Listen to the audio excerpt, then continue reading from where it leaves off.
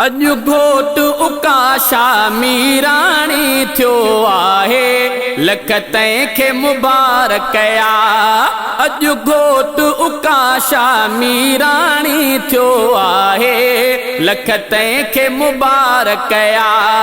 लख तंहिंखे मुबारक आ, अल्लाह थियो राज़ी राज़िक़ुआ। लख तंहिंखे मुबारक आ, अल्लाह थियो राज़ी राज़िक़ुआ। अॼु घोट उकाशा मीराणी थियो आहे, लख तंहिंखे मुबारक कया। अॼु घोट उकाशा मीराणी थियो आहे, लख तंहिंखे मुबारक कया। अर्श ते रिश्ता था ठहने, पोइ फर्श ते पाण में था मिलने। अर्श ते रिश्ता था ठहने, पोइ फर्श ते पाण में था मिलने। अल्लाह छॾी पाण में जोड़ी मिलाए, लख तंहिंखे मुबारक कया। अल्लाह छॾी पाण में जोड़ी मिलाए, लख तंहिंखे मुबारक कया। लख तंहिंखे मुबारक आ, अल्लाह थियो राज़ी राज़िक़ुआ। अॼु घोट उकाशा मीराणी थियो आहे, लख तंहिंखे मुबारक कया। अॼु घोट उकाशा मीराणी थियो आहे, लख तंहिंखे मुबारक कया। पाण में ॿई ख़ुशि ख़ुशि हुजनि, ॿई प्यार सां हिक ॿिए सां रहने। पाण में ॿई ख़ुशि ख़ुशि हुजनि, ॿई प्यार सां हिक ॿिए सां रहने। हिक ॿिए खे चाहिनि चाह मझा ॿई चाहे, लख तंहिंखे मुबारक कया।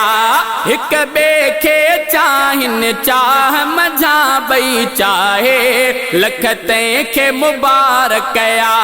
लख तंहिंखे मुबारक आ, अल्लाह थियो राज़ी राज़िक़ुआ। अॼु घोट उकाशा मीराणी थियो आहे, लख तंहिंखे मुबारक कया। अॼु घोट उकाशा मीराणी थियो आहे, लख तंहिंखे मुबारक कया। चाचा अयूब वा ख़ुशि थियो, ऐं मुर्गी मुनीर बि आ पियो। चाचा अयूब वा ख़ुशि थियो, ऐं मुर्गी मुनीर बि आ पियो। फारूक मिठो बि गीत पियो अॼु ॻाए, लख तंहिंखे मुबारक कया। फारूक मिठो बि गीत पियो अॼु ॻाए, लख तंहिंखे मुबारक कया। लख तंहिंखे मुबारक कया, अल्लाह थियो राज़ी राज़िक़ुआ। अॼु घोट उकाशा मीराणी थियो आहे, लख तंहिंखे मुबारक कया। घोट ते जी जल थी ठरे, अम्मा ॾाढी बि ख़ुशियूं थी करे। घोट ते जी जल थी ठरे, अम्मा ॾाढी बि ख़ुशियूं थी करे। ऐं भेण भाउ ज़ेफ़ा थो साराहे, लख तंहिंखे मुबारक कया। लख तंहिंखे मुबारक कया, थियो राज़ी राज़िक़ुआ। अॼु घोट उकाशा मीराणी थियो आहे, लख तंहिंखे मुबारक कया। अॼु घोट उकाशा मीराणी थियो आहे, लख तंहिंखे मुबारक कया। सालनि खां हीअ आस हुई, अॼु पूरी मिठे परवर कई।